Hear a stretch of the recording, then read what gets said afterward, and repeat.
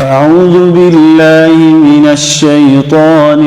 الرجيم. وأيوب إذ نادى ربه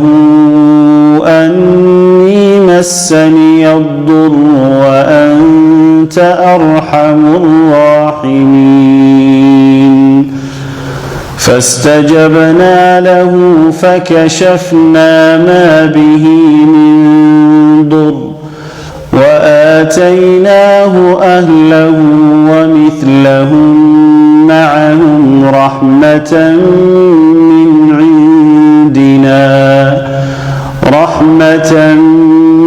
عندنا وذكرى للعابدين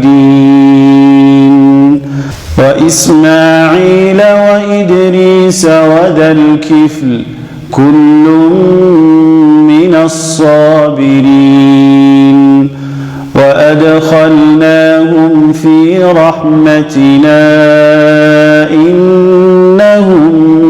من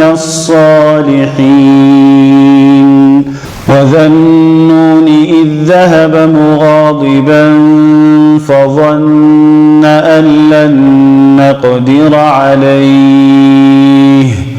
فنادى في الظلمات أن لا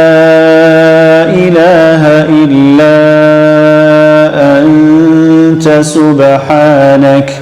سبحانك إني كنت من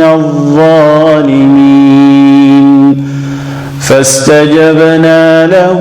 ونجيناه من الغم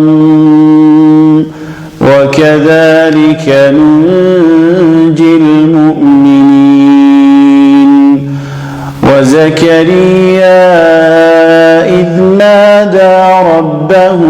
رب لا تذرني فردا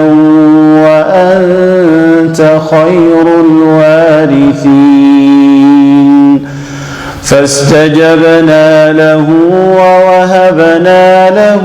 يحيى وأصلحنا له زوجه إنهم كانوا يسارعون في الخيرات ويدعوننا رغبا ورهبا وكانوا لنا خاشعين